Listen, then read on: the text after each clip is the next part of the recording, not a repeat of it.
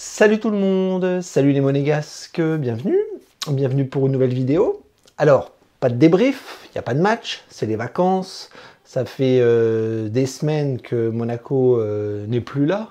J'ai l'impression que ça fait des mois, des années, des siècles qu'on ne les voit plus.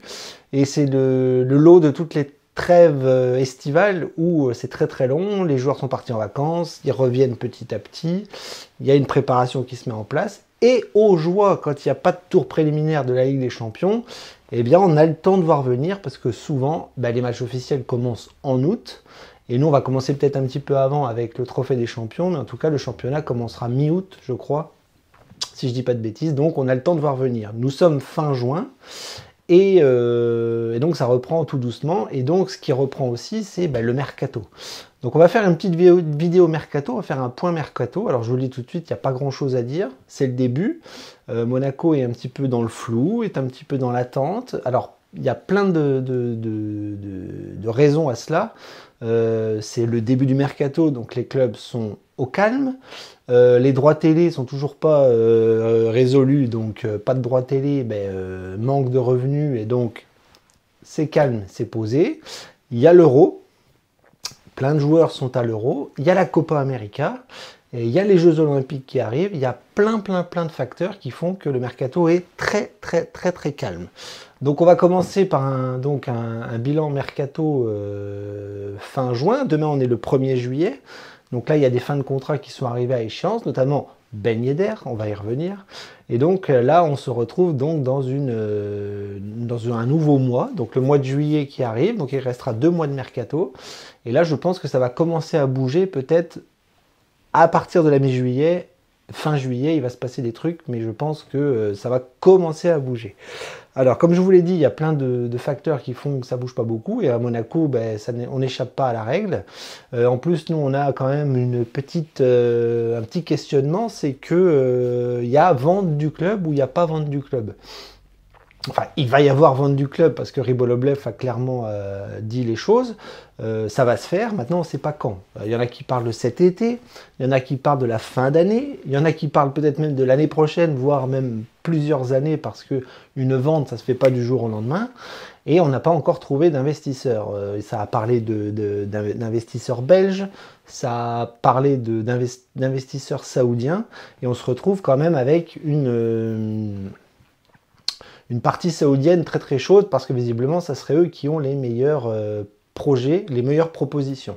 Donc quand est-ce que ça va se faire, on ne sait pas. Si c'est cet été, on peut comprendre que le mercato est un peu à l'arrêt et que la direction est assez silencieuse. Si ça se fait après le mercato, fin d'année, ça sera beaucoup plus simple pour se mettre en place. Mais je pense, moi personnellement, que saoudien, pas saoudien, vente ou pas vente, le mercato va rester globalement le même, avec une enveloppe qui va rester à peu près la même. Je ne sais pas de combien, mais souvent on a quand même une enveloppe assez identique chaque année, même si on a la Ligue des Champions en plus. Je pense que la vente ne va pas impacter le mercato d'été. Je pense qu'on est parti sur le même projet, avec des jeunes à fort potentiel, combler des départs importants, prendre des joueurs qui connaissent bien la Ligue 1. Je pense que globalement, le mercato, ça va être ça. Donc voilà, donc plein de facteurs qui sont en lien avec le mercato, comme je vous les ai cités avant. Maintenant, on va voir un petit peu ce que Monaco est en train de faire, et on va voir un petit peu ce que Monaco est en train de travailler ces temps-ci. Pas grand-chose, je vous l'avoue. Alors ce qu'on va faire, c'est qu'on va regarder un petit peu l'effectif. Je l'ai sous les yeux. On va regarder un petit peu les rumeurs qu'il y a ici et là. Alors j'ai essayé de garder les plus sérieuses, ou les plus chaudes, ou les plus redondantes, parce qu'il y a quand même des dossiers qui reviennent pas mal en ce moment. Il y a des démentis, il y a des informations, il y a des démentis, il y a des informations, il y a des démentis. Voilà, c'est un petit peu ça ce qui se passe en ce moment. C'est le lot de tous les clubs, hein, c'est le lot des gros dossiers.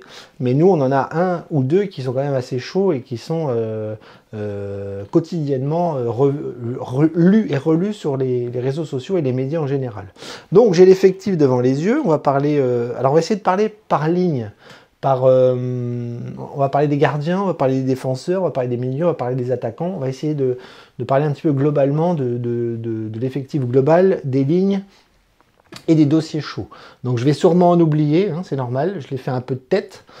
J'ai quelques notes devant les yeux, mais j'ai essayé de rassembler un petit peu tout ce qui me paraît un peu plus sérieux. Donc on va commencer par les gardiens. Alors les gardiens, qu'est-ce qui va se passer à Monaco cet été? Eh ben, pas grand-chose, parce que Majeki a été défini comme le gardien titulaire. J'ai pas l'impression que Keun va partir, j'ai pas l'impression que Keun a des touches. En tout cas, dans ce qu'on lit dans sa globalité, on est quand même sur les 3 gardiens principaux qui vont être donc Majeki titulaire, Keun numéro 2 et Liénard numéro 3. Pour l'instant, il n'y a pas de rumeur de départ sur ces 3-là, et il n'y a pas de rumeur d'arrivée non plus, puisqu'on aurait notre gardien titulaire qui est le Polonais. Donc les gardiens, RAS. Au niveau des défenseurs, alors au niveau des défenseurs, on a un effectif qu'on connaît tous, hein, on va les citer. Donc on a Salissou, on a Thilo Kehrer, Maripane, Magassa. Magassa qui lui est au JO en ce moment, donc on ne sait pas trop ce que ça va donner. Matsima qui est de retour. Et Caio Henrique, Jacobs, Ouattara, Singo, Vanderson. Voilà, donc on a quand même pas mal de joueurs défensifs. Et pour l'instant, on a des rumeurs de départ ici et là qui sont plus ou moins chaudes. Là, pour l'instant, derrière, on pense que Maripane va partir. Il devait déjà potentiellement partir cet hiver. Il est resté. Pour l'instant, on ne sait pas où il va aller. Alors, il y a eu des rumeurs peut-être du côté du Mexique, mais ça m'avait pas l'air très très chaud. Mais pour l'instant, lui serait sur le départ. On en a un autre qui est très courtisé en ce moment, c'est Vanderson, donc notre arrière droit, notre piston droit, qui lui est pisté par des clubs importants comme Naples ou Tottenham. On parle d'éventuellement de le remplacer par des joueurs ici et là, mais la piste la plus chaude au niveau des rumeurs, c'était l'arrière droit du Sporting Lisbonne, qui s'appelle Fresneda, qui est un joueur espagnol, je crois, et qui a été associé dans quelques médias à Monaco, donc qui est potentiellement le même poste que Vanderson. Donc si Vanderson partait, peut-être que Fresneda pourrait être une piste. Il n'y en a pas d'autres, en sachant qu'on a Singo qui peut jouer arrière droit et Diatta.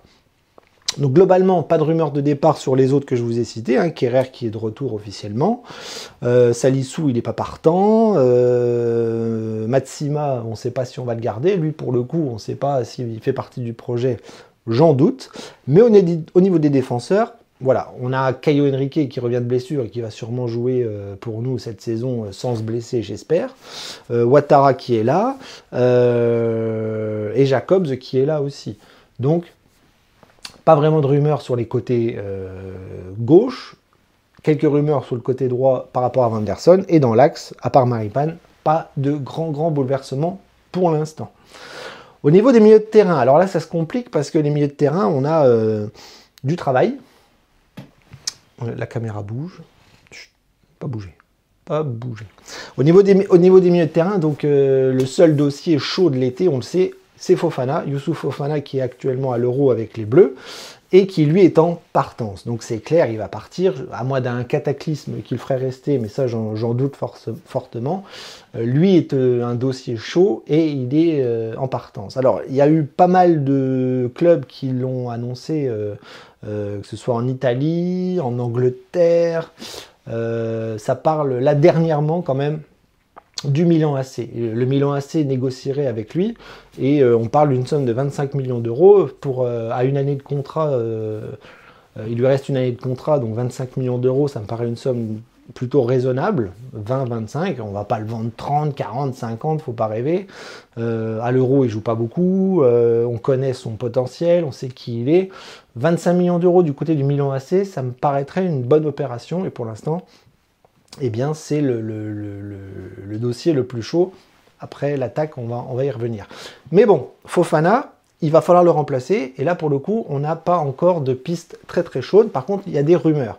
Il y a au moins 3-4 joueurs qui ont été associés à l'AS Monaco pour le remplacer, ou pas forcément pour le remplacer, mais pour associer un nom à l'AS Monaco. On a eu Ndidi de Leicester, si je ne dis pas de bêtises. On a entendu un peu au début de Mercato, voire avant le début officiel d'Anguissa. Anguissa qui a le même agent que Singo, je crois, ou je sais plus. Je sais qu'il y a un agent commun, un joueur de l'AS Monaco, mais en tout cas, on a associé Anguissa à Monaco. Peut-être qu'on y reviendra. On a associé Gournadoua aussi, un joueur de Salzbourg. Alors là, on connaît la connexion Red Bull et le lien qu'il peut y avoir avec le club de Salzbourg. Lui, c'est un ancien joueur de Saint-Étienne, voilà, qui est un jeune qui commence à monter un petit peu du côté de l'Autriche et qui pourrait éventuellement être une piste parce que c'est un profil qui colle parfaitement à l'AS Monaco. Il connaît la Ligue 1, il est jeune, il monte en puissance du côté de l'Autriche. Et donc, ça rappelle un petit peu les transferts qu'on a pu faire, je ne sais pas moi, avec Keun ou avec Mohamed Kamara. Donc, on associe donc Fofana avec son remplaçant, donc Ndidi peut-être, Anguissa peut-être, Gournadoua peut-être, El Ainaoui aussi, de Lens. On a parlé de ce jeune à fort potentiel du côté de Lens qui pouvait intéresser l'AS Monaco. Vrai, pas vrai, chaud, pas chaud, on ne sait pas. En tout cas, c'est les noms associés. Au niveau des milieux de terrain, donc Mohamed Kamara, malgré ses embrouilles de fin de saison, on ne parle pas forcément d'un départ parce que là on l'a pas lu, on l'a pas vu, on l'a pas associé à un autre club. Au niveau de Denis Zakaria, qui lui revient de blessure, qui joue avec la Suisse en ce moment à l'Euro, je pense qu'il va rester, donc je ne le vois pas partir. Donc il va falloir associer Zakaria à un remplaçant de Fofana. Matazo, est-ce qu'on va le garder? J'en suis pas sûr. Edan Diop a l'air d'être dans le groupe de préparation de ce début de saison qui est quand même très très très allégé au niveau des cadres et des titulaires et on voit beaucoup de jeunes et c'est normal parce que comme je vous l'ai dit, entre les vacances, les compétitions internationales, etc., il n'y a pas beaucoup de monde à la reprise. Golovin n'est pas annoncé partant. Akliouche, on ne sait pas trop, parce qu'en début de saison, il y a eu quand même quelques rumeurs qui pouvaient l'associer notamment au Paris Saint-Germain. Et donc, on parlait pas de le remplacer, mais on parlait à peu près à son poste d'une rumeur associant un jeune à fort potentiel du côté de Montpellier qui s'appelle Fayad et qui a été un temps associé à l'AS Monaco. Mais je ne suis pas sûr qu'Akliouche parte. Pas sûr, parce que ses représentants, sa famille, lui, peut-être a des envies d'ailleurs. Il est en train de monter en puissance. Alors lui, pour le coup, c'est un joueur qui pour moi, devrait être titulaire à l'AS Monaco l'année prochaine, vu sa montée en puissance, vu sa qualité et vu ce qu'il montre à tous les niveaux. Mais s'il est partant, il va falloir le remplacer et ça ne va pas être une mince affaire. Voilà, au niveau des milieux de terrain, Ben Seguir, il n'y a pas forcément de rumeurs de départ pour l'instant. Il y a un retour qui est Félix Le Maréchal, qui lui a fait une bonne saison du côté de la Belgique, qui pourrait être un atout important peut-être dans la rotation sur le banc. Je ne sais pas s'il va repartir, lui, mais comme il a fait une bonne saison, peut-être que Adi Hutter a envie de le voir, de l'essayer dans les matchs amicaux, et peut-être qu'il restera sur la fin. Takumi Minamino et Crépin Diatta, pas de rumeur de départ. Minamino est monté en puissance, je pense qu'il va être titulaire au sein de l'AS Monaco, mais il n'y a pas de rumeur de départ pour l'instant, pour Crépin Diatta non plus, même si lui, il lui reste un an de contrat, si je ne dis pas de bêtises. Donc il pourrait éventuellement avoir des touches, des pistes, et ça pourrait être un départ possible. Mais à l'heure actuelle, au 30 juin, il n'y a pas de rumeur de départ de Diatta à l'instant T. Alors maintenant, on va s'attaquer à un gros morceau, l'attaque. Alors là, l'attaque, c'est compliqué parce qu'il y a eu un départ officiel et pas le moindre, pas un départ de petite importance, hein, c'est Ben Yedder. Ben Yedder qui est officiellement parti, il ne prolongera pas l'aventure avec Monaco et donc son contrat s'arrêtant aujourd'hui, eh bien, il n'est plus là. Donc, Ben Yedder, il va falloir le remplacer. On a un Balogun qui est là pour être titulaire ou pas, mais qui est chaud avec les États-Unis du côté de la Copa América. Il a fait une mauvaise saison avec nous, mais jurisprudence Minamino, il peut monter en puissance avec une année d'adaptation. Donc, Balogun est là. Mbolo revient de blessure, il est très bon avec la Suisse en ce moment, il est en quart de finale de l'Euro, il est chaud comme la braise, il est titulaire, il revient, il doit être dans le 11 titulaire de l'AS Monaco. Associé à Balogun ou au remplaçant de Ben Yedder, ça c'est la grande question. Et le remplaçant de Ben Yedder, le dossier le plus chaud actuellement, c'est Georges Mikotadze. Georges Mikotadze, qui est donc un joueur du FC Metz, qui a fait une très bonne saison malgré la catastrophe messine qui les a emmenés en Ligue 2. Georges Mikotadze les a quand même pas mal sauvés depuis son retour et son passage difficile à l'Ajax. Et depuis quelques semaines, on l'associe à l'AS Monaco. Alors là, c'est un dossier compliqué parce que ça monte, ça descend. Une info chasse l'autre. L'équipe vous donne une info. Foot Mercato vous dément. Un journaliste italien vous donne une info.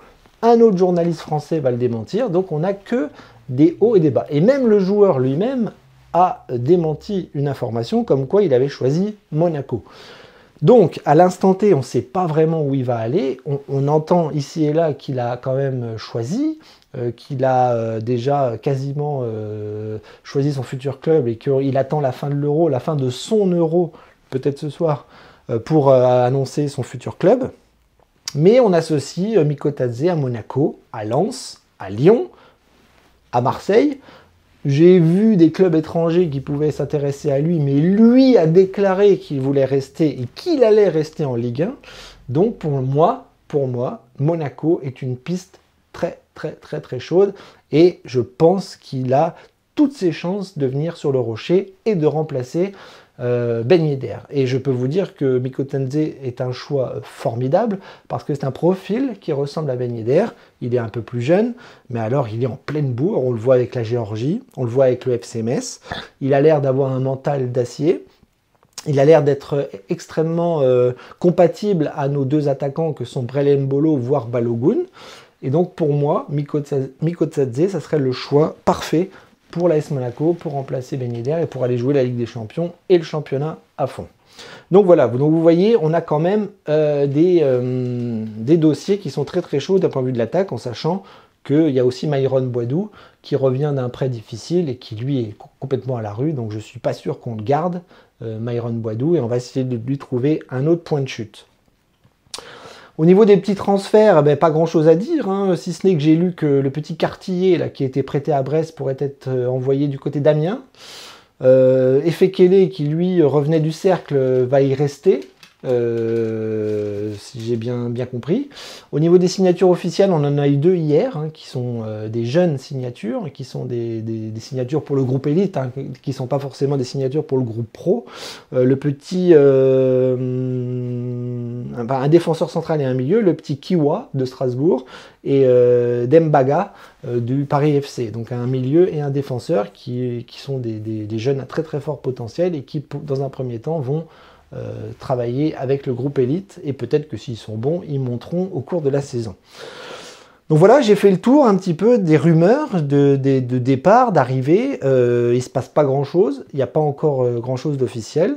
Peut-être que la première recrue pourrait arriver défensivement, parce qu'on parlait de Maripane tout à l'heure, et on associe le jeune défenseur de Toulouse, le petit Mawissa, qui a 20 ans, je crois, qui est un défenseur central gaucher et qui est exactement le profil que Monaco aime, hein, jeune à fort potentiel, international, et qui visiblement aurait choisi Monaco. Monaco l'aurait choisi, et ça pourrait être la première recrue officielle pour le groupe pro, le jeune Mawissa. Voilà. Donc, que dire de plus?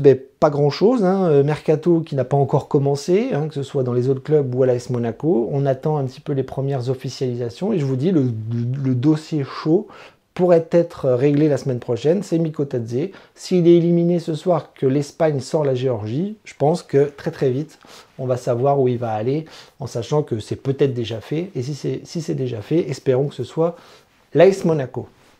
Donc, j'ai fait le tour, je vous ai parlé de notre effectif futur, les différentes rumeurs ici et là, et en attendant, la prochaine vidéo, le prochain bilan mercato, j'espère qu'il y aura des officialisations, parce que pour l'instant, on s'ennuie un petit peu. Heureusement, il y a l'Euro, mais c'est normal, hein, c'est normal, un mercato ne commence jamais très fort. Il suffit de regarder les autres clubs, on signe des jeunes, on prospecte, et puis on attend un petit peu de voir par rapport au marché ce qu'on peut négocier, ce qu'on ne peut pas négocier. Et peut-être que les premières officialisations vont tomber très vite en début juillet avec Mikotadze et Mawissa du côté de l'AS Monaco. Et puis Fofana, on négociera pour un bon et un départ qui plaise à toutes les parties. Eh bien, en attendant, je vous laisse là-dessus. Hein. J'espère que cette petite vidéo aura fait le tour, aura été un petit bilan qui vous aura un petit peu éclairé. J'ai pas beaucoup d'infos. J'essaye de faire le point de ce que je lis ici et là. Et puis, j'essaye d'éviter les rumeurs un petit peu farfelues, parce qu'il peut y en avoir parfois. Mais ça, on les met à la poubelle très vite, parce qu'on sait ce qui est vrai, ce qui n'est pas vrai, en regroupant un petit peu toutes les publications des journalistes plus ou moins sérieux. Dagemonegu, à très vite pour une nouvelle vidéo, en espérant que ce sera un bilan mercato et que ce ne sera pas une vidéo panique avec la vente du club, parce que si les Saoudiens achète le club en sachant qu'on a eu des infos comme quoi ça pourrait être maintenant, que Luis Campos serait le président, le retour de Luis Campos, etc. Ça a été démenti aussi, un petit peu comme les joueurs. Donc on ne sait pas trop où on en est, on attend. Mais voilà, les semaines vont passer, la préparation a commencé et on espère que ça va bien se passer pour l'AS Monaco. Donc à très vite pour une nouvelle vidéo, en espérant que ce soit un bilan mercato numéro 2. Et en attendant, profitez bien, hein, profitez de l'Euro, et puis allez les Bleus pour demain, et puis allez Monaco pour demain aussi. Allez, à bientôt.